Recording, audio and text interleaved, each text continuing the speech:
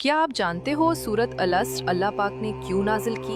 अल्लाह ताला ने ये सूरा इसलिए नाजिल फरमाई कि इंसान दुनिया के धोखों, मसरूफियात और लज्जतों में गुम होकर अपनी असल मंजिल आखिरत को ना भूल जाए। ये सूरा ऐलान करती है, वक्त गवाह है कि इंसान खसारे में है, यानी अगर वो जिंदगी को सही मकसद पर ना गुजारे तो वो तबाही में है। अल्लाह ताला ने कुरान में बहुत कम जगह ऐसी बनाई है जहां सिर्फ 3 आयतों में पूरी इंसानी जिंदगी का खुलासा बयान कर दिया हो, और सूरत अल-अस्र उनमें से एक है।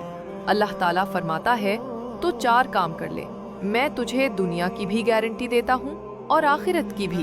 पहले 2 काम बहुत आसान हैं हर कमजोर से कमजोर मुसलमान भी कर लेता है, और बाकी 2 इंतहाई मुश्किल। हजरत इमाम शाफई कहते हैं, अगर लोग सिर्फ इसी सूरत को समझ लें तो ये उनकी हिदायत के लिए काफी है।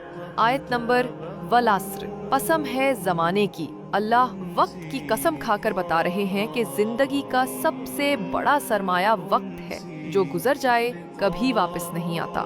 आयत नंबर 2, इन्नल इंसाना लफी खुस्र, बेशक इंसान खसारे में है।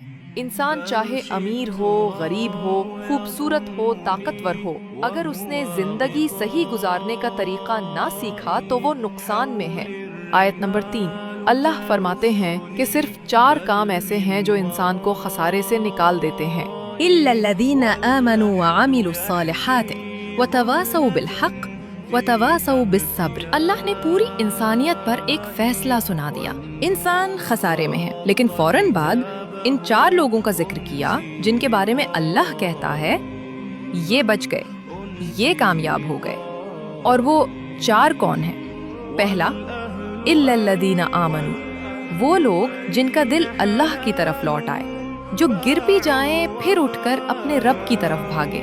दूसरा, व अमिलुस्सालिहात, जो सिर्फ ईमान पर नहीं रुके, उस ईमान को अमल से सजा लिया, खुद को बदल लिया, अपनी जुबान, अपनी नीयत, अपनी आंखों तक को अल्लाह के लिए पाक कर लिया। तीसरा, जो इंतहाई मुश्किल, व तवासौ बिलहक़, जो हक छुपाते नहीं, हक से डरते नहीं, बात मुश्किल हो, हालात सख्त हों, लोग बुरा कहें फिर भी सच बोलते हैं। और चौथा, बे इंतहा मुश्किल, व तवासौ बिस्सब्र। और जब मैंने ये आयत सुनी ना, तो दिल ने कहा, ठीक है या अल्लाह, अब समझ आ गई, अब जो मर्जी हो जाए, जो जितना मर्जी मुझे दुख दे, मुझे बातों से मार दे, मैंने बस सब्र करना है, क्योंकि जब बंदा सब्र करता है तो वो अल्लाह की हिफाजत में आ जाता है।